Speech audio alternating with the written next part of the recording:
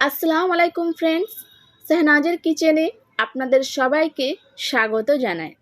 আজকে আমি নিয়ে এসেছি ফিশ বাটার ফ্রাই। এই ফিশ বাটার ফ্রাই খুব ভালো একটা রেসিপি। এটা যে কোনো অনুষ্ঠানে বা স্ন্যাক্স হিসেবে আমরা বাড়িতে চট করে বানিয়ে নিতে পারি। তো চলুন দেখে নেওয়া যাক রেসিপিটা। শুরু করার আগে আমার ভিডিওটা যদি ভালো লাগে তাহলে লাইক সাবস্ক্রাইব করে দেবেন, আর আপনাদের ফ্রেন্ডস ফ্যামিলির সাথে কিন্তু অবশ্যই শেয়ার করবেন।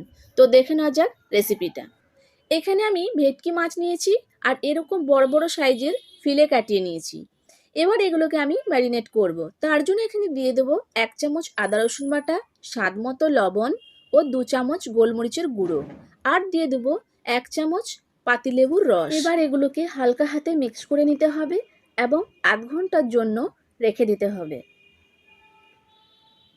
তো আধ ঘন্টার পর আরেকবার ম্যারিনেট করব। তার জন্য এখানে দিয়ে দেবো 1.5 চামচ মতো ধনে পাতা, পুদিনা পাতা ও কাঁচা লঙ্কার পেস্ট। এটাকে দিয়ে আমি ভালোভাবে মিক্স করে নিয়ে 1 ঘন্টার জন্য ফ্রিজে রেখে দেব। এবার একটা বোলের মধ্যে আমি নিয়ে নেব 1 কাপ ময়দা ও 4 চামচ কর্নফ্লাওয়ার, আর দেব 1 চা চামচ বেকিং পাউডার, আর দিয়ে দেবো 1/2 চা চামচ বেকিং সোডা, আর দেব 1 চা চামচ গোলমরিচের গুঁড়ো আর স্বাদ মতো লবণ। এবার এগুলোকে হাত দিয়ে ভালোভাবে মিক্স করে নেব। এবার এর মধ্যে আমি দিয়ে দেবো একটা ডিম, আর দেব 3 টেবিল চামচ মেল্টেড বাটার।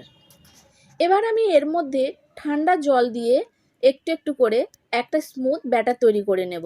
আর আপনারা চাইলে এখানে আইস কিউব ও অল্প একটু জল ব্যবহার করতে পারেন। তো আমি এখানে ঠান্ডা জল ব্যবহার করেছি। তো এখানে একটা স্মুথ পেস্ট হয়ে গেছে, এটাকে আমি সাইডে রেখে দিলাম। এবার মাছটাকে কিন্তু আমি আধ ঘন্টা আগে ফ্রিজ থেকে বের করে নিয়েছি। এবার ব্যাটারটা আমি আরেকটু ঘুলে নিয়েছি। এরপর ব্যাটারের মধ্যে আমি একটা একটা করে ফিশগুলো দিয়ে ভালোভাবে কোটিং করে নেব। আর এদিকে আমি একটা প্যানের মধ্যে কিছুটা সাদা তেল দিয়ে গরম করতে দিয়েছিলাম। তো এবার আমি তেলের মধ্যে একটা একটা করে ফিশগুলোকে ছেড়ে দেব। তো আমি ফিশগুলো এখানে একটা একটা করে দিয়ে দিলাম।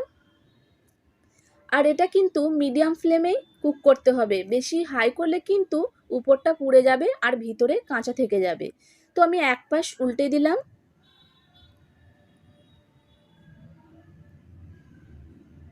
এভাবে মিডিয়াম ফ্লেমেই কুক করে নিতে হবে। তো আমি এ পাশটাও আরেকটু ভালোভাবে উল্টে দিলাম। তো ফিশটা কিন্তু হয়ে গিয়েছে, দেখুন কালারটাও সুন্দর হয়েছে। এবার আমি একটা একটা করে তেল থেকে তুলে নেব।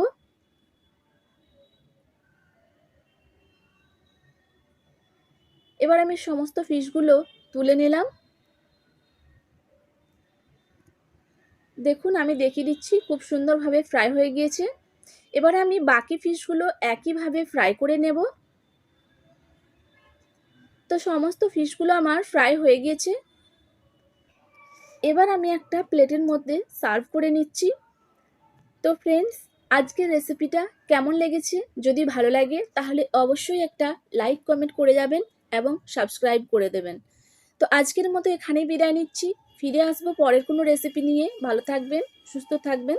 আল্লাহ হাফিজ।